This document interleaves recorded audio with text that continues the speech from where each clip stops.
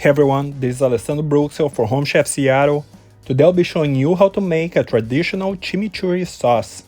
Originally from Argentina, where it's usually served with grilled meats, chimichurri is one of my favorite sauces. It goes well with grilled beef, chicken, pork, lamb, seafood, and even grilled or roasted vegetables. It's a very versatile sauce and it can be used anytime you want to add a herbal taste or a touch of acidity to a dish. I'm gonna first get some fresh oregano from the garden. Start by finely chopping one bunch of parsley. Chop it as small as you can.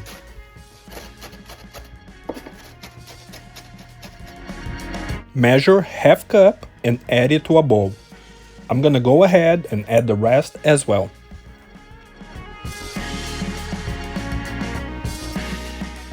Then, finely chop the fresh oregano leaves. You should have about 2 full tablespoons. If you can't find it fresh, you can use dry oregano instead.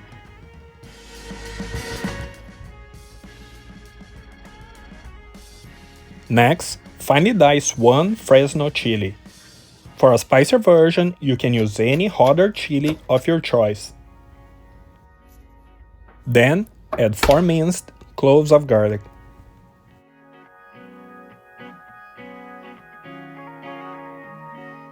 Add half cup of olive oil. Since I added more parsley in the beginning, I'm gonna be adding some extra. Add 3 tablespoons of red wine vinegar.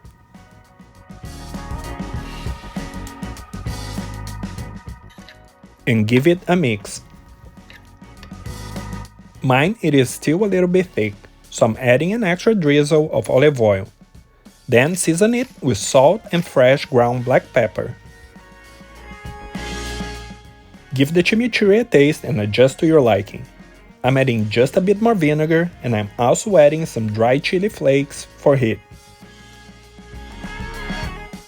Cover the sauce and place it in the refrigerator for a couple of hours or overnight for the flavors to marry.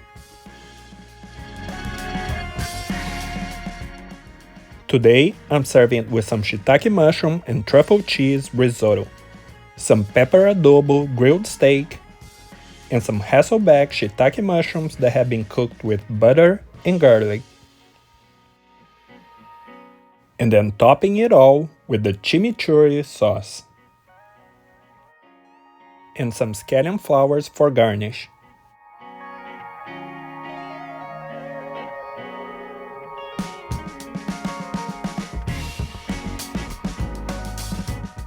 And it is time to eat.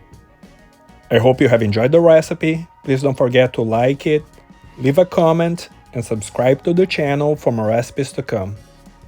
Thank you for watching.